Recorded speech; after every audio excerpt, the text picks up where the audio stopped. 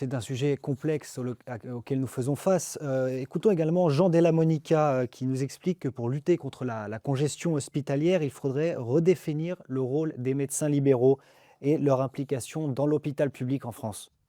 Les médecins libéraux, en fait, jusqu'à je sais plus quelle année, avaient une obligation de participer à des tours de garde. Mais c'était pas des tours de garde dans l'hôpital public. Ils participaient à un tour de garde, ce qu'on appelle de permanence des soins ambulatoires. C'est-à-dire que, dans un quartier, les différents médecins s'organisaient pour que, le lundi, la nuit, les gens puissent appeler celui-là, le mardi, un autre, le mercredi. Et donc en fait, heu, de faire que les médecins puissent participer, ou doivent participer à une permanence de soins ambulatoires. Les soins ambulatoires, c'est ceux qui sont par définition pas à l'hôpital.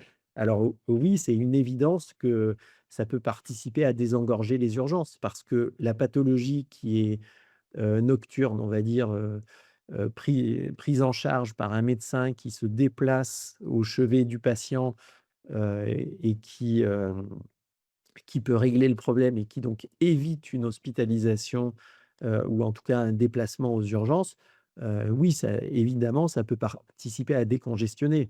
Mais cette permanence de soins ambulatoires, elle a été, progressivement alors l'obligation, n'a plus été, faite à ces médecins-là, mais il y a une bonne raison, c'est que pendant plusieurs années, ils n'ont pas été suffisamment nombreux pour assurer cette permanence des soins ambulatoires et donc, d'imposer à des médecins qui travaillaient déjà énormément, en journée, de devoir en plus, être, réveillables la nuit, sur des gardes, bah, forcément à un moment, ça n'a pas été tenable. L'augmentation du nombre, de médecins, va probablement permettre de réévaluer, cette interdiction, pas cette interdiction, en tout cas cette non-obligation pour les médecins de participer à la permanence des soins ambulatoires.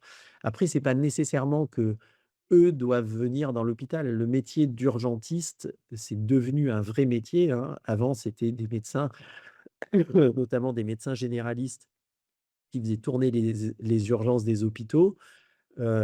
Maintenant, c'est un diplôme d'études spécialisées, hein, la médecine d'urgence avec les urgentistes ont vraiment monté en compétences, et on a besoin d'eux pour assurer les urgences de l'hôpital. On en a parlé tout à l'heure avec de la pathologie qui peut être très grave et de la pathologie qui peut être moins grave, mais en tout cas, ils ont ces compétences-là, très, très larges.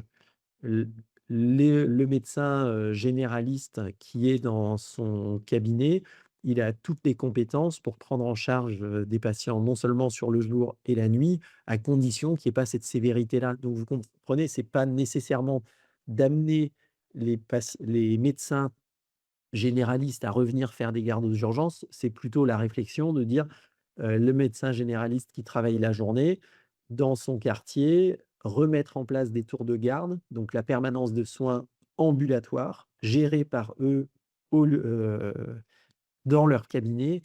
Ça a potentiellement un intérêt. Mais ça s'est arrêté pour des raisons d'insuffisance de personnel pour pouvoir faire tourner ces listes de garde, hein.